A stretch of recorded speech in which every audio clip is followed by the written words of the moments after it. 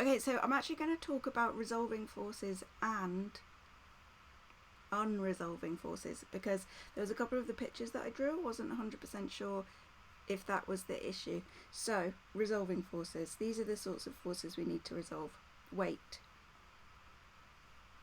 Why is that a problem, having weight down there? Is because we are going to be doing F equals ma in this direction, and we're going to be doing F equals ma in this direction, and that red force going straight down, that weight, is not in either of those directions.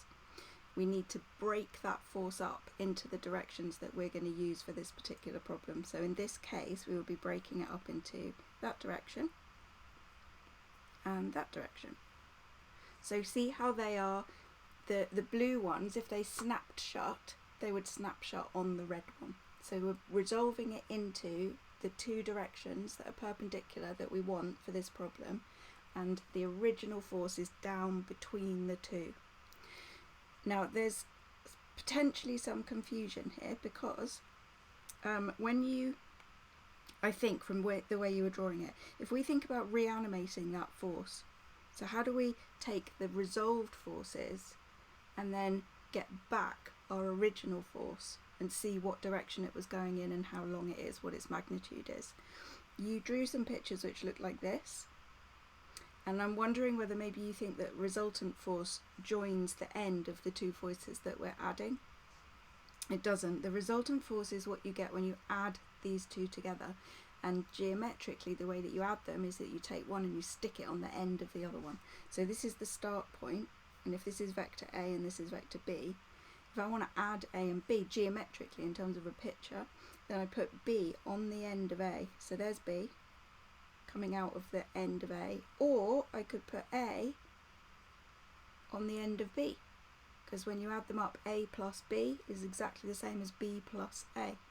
And you think of it geometrically or picture wise as putting A on the end of B or putting B on the end of A, and then the result where we end up, that vector, that is the reanimated vector. That's the vector put back together into one direction, one magnitude, and its component parts squished back together to make it back to its original. So they are two different things, and I suspect that the problem lies more with the putting them back together than with the splitting them up, but I want to go through the splitting them up anyway. Now for weight, I honestly, every time you have a particle on a slope, you're going to have to resolve the weight, because we're going to be using the slope as one of our directions and perpendicular to the slope as our other direction. So you're going to have to do this every single time, right? So how about, instead of putting the weight on and then resolving it, how about we simplify our diagram and simplify our lives and just don't put the weight on going straight down at all, because we know we're not going to want that.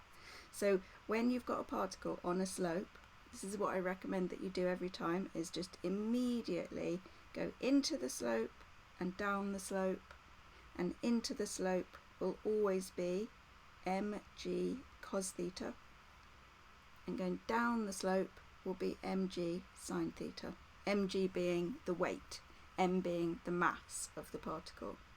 So for weight, particle on slope, I recommend don't resolve it, don't put it straight down originally at all, just resolve.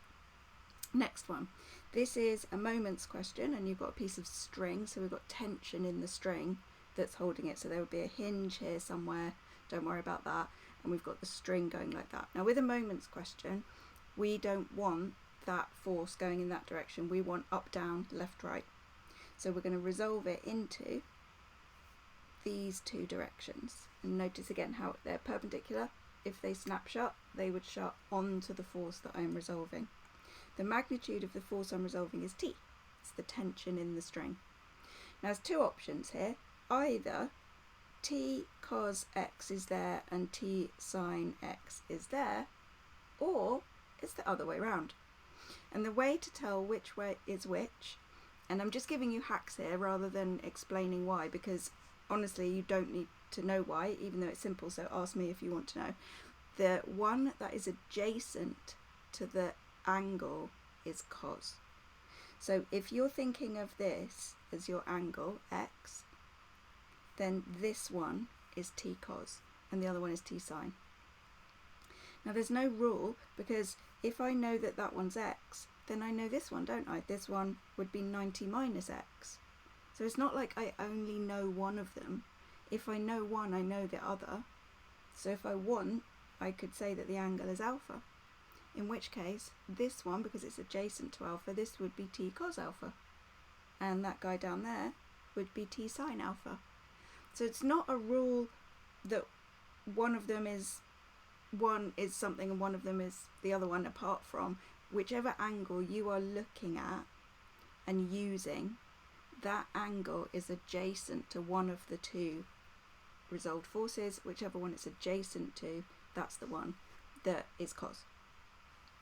The one on the left, this one is a particle on a slope. Obviously we would put the weight on and we would put it we would put mg cos theta into the slope, mg sine theta down the slope. But now we've got this extra force x.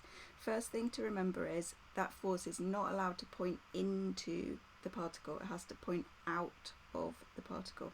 So I'm just going to move it straight away and put it like that. Okay.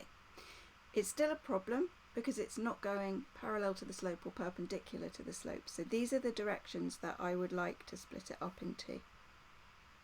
These two. Parallel to the slope and perpendicular to the slope, because I'm going to do my f equal ma parallel to the slope and another f equals ma perpendicular to the slope. So the blue ones, if they snap shut, they'll go on to x. So that shows I've got them in the right position. Now I just need to know an angle.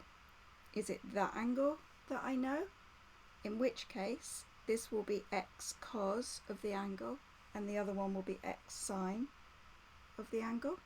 Or maybe it's not that angle that I know, maybe it is this angle that I know. In which case, this will be x cos of the angle because it's adjacent to the angle, and the other one will be x sine of the angle, and both of those things will be correct.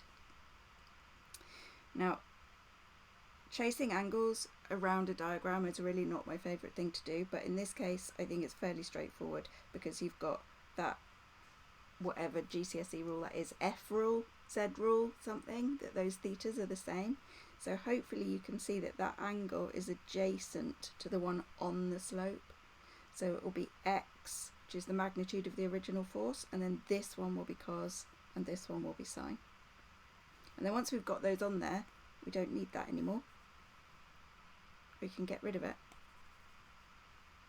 And then our diagrams become nice and simple, and all our forces are under the lines that we want to use for our F equals ma. Now there's a couple of situations where you will want to put those forces back together.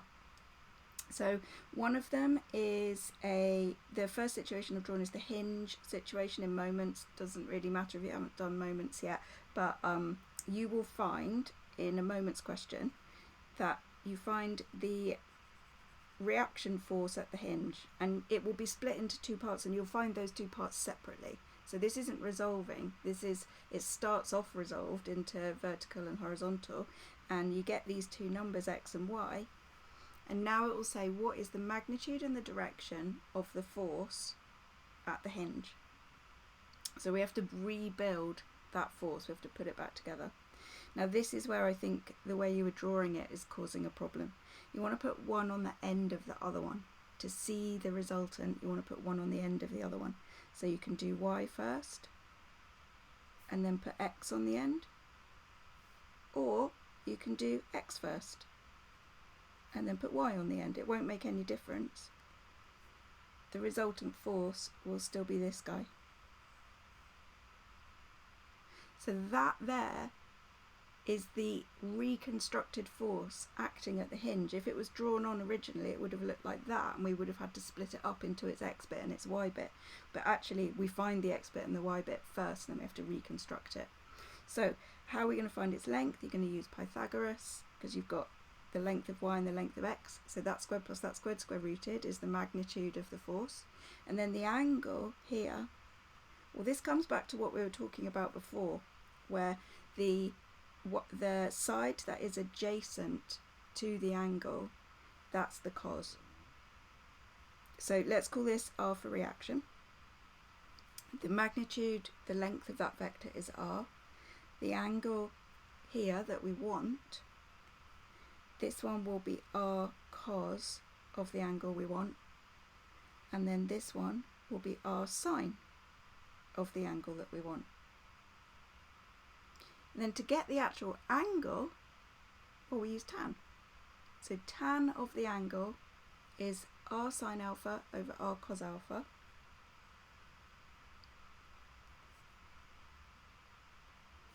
And that is tan alpha. And we know what that is because we know that this is y and we know that this is x. So we know tan alpha is y over x. And then you can go shift tan, and then you know the angle. The other situation where you might be putting these forces back together is in a projectiles question, where at a particular point they want you to find the velocity vector.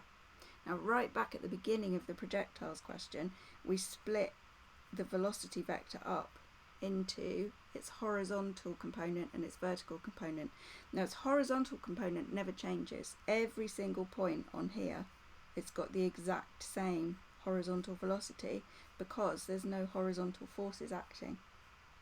It's only vertical forces acting, gravity. So the velocity vector is made up of two parts, how far across, how far up, or how far down. The how far across is exactly the same as it was at the beginning, which is usually u cos theta, because we don't know the initial speed and we don't know the initial angle a lot of the time. So that's not changing at all. The thing that is changing is the vertical velocity, and it gets smaller and smaller until here it's naught, and then it starts getting bigger and bigger and bigger again as the particle goes back down and starts accelerating down towards the centre of the Earth. So at any given point, the velocity vector looks like this. If you add them up, we could do the horizontal bit and then the vertical bit, and then you can see that the velocity vector is going like that. Or you can do it the other way around. You can do the vertical bit, add the horizontal bit. The resultant force is the same. So how are we going to find the magnitude? Pythagoras. Horizontal velocity, horizontal speed squared plus vertical speed squared, square rooted. How are you going to find the angle? Using tan. Tan of alpha will be the blue length, the opposite, over the red length, the adjacent, and then shift tan, and then you've got that alpha. So hope that was helpful. I hope I got into the nub of the actual issue that you were asking me about.